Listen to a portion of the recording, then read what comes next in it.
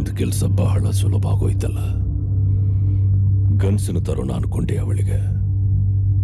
ಸ್ವಲ್ಪ ಕೂಡ ರೋಷ ಆವೇಶ ಇಲ್ದಿರೋ ನೀನು ಹೇಗೆ ಅವರಿಗೆ ಇಷ್ಟ ಆದಿಯೋ ನನಗೆ ಅರ್ಥ ಆಗ್ತಾ ಇಲ್ಲ.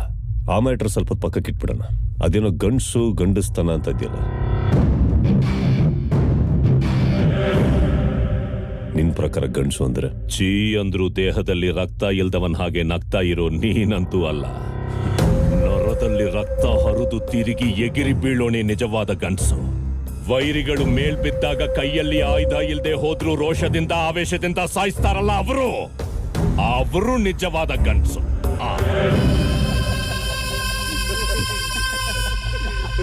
ಮನುಷ್ಯರನ್ನ ಹೊಡೆಯೋದು ಬಡಿಯೋದು ಅಷ್ಟೇನಾ ಗಂಡಸ್ತನ? ಅದೆಲ್ಲ ಯಾವ್ದೋ ರಾಯನ್ ಕಾಲಕ್ಕೆ ಮುಗ್ದೋಯ್ತದು. ಸತ್ತು ಸಮಾಧಿನೂ ಆಗಾಯ್ತಲ್ಲ. ಅದಕ್ಕೆ ಆಗ್ಬೇಕು ದಮ್ಮು ಧೈರ್ಯ. ಪ್ರೀತಿಯಿಂದ ವೈರಿಗಳನ್ನ ಗೆಲ್ಲೋದ್ರಲ್ಲಿ ಇರೋದು ಗಂಡಸ್ತನ. ಅದಕ್ಕೆ ಬೇಕು ದಮ್ಮು. ಟ್ರೈ ಮಾಡ್ತೀಯಾ ಅಣ್ಣ? ಮಾತಲ್ಲೇ ಆಗೋಯ್ತ ಅವ್ನ್ ಗಂಡಸ್ತಾನ. ಬಾರು ಅಂದ್ರೆ ಧೈರ್ಯ, ಗುಂಡಿಗೆ ಎರಡು ಇಲ್ದ ನಿಂತವನೆ.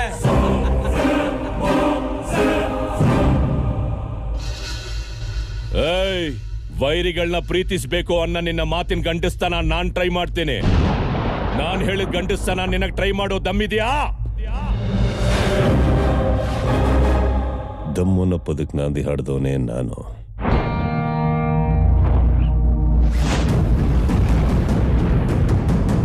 ವಾಡಿಯ ಮೊದಲನೇ ಏಟಿಗೆ ಬಯಲ್ಸೀಮೆ ಗಂಡಸ್ತನ ಕಣ್ಮುಂದೆ ಬಂದೋಗ್ಬೇಕು.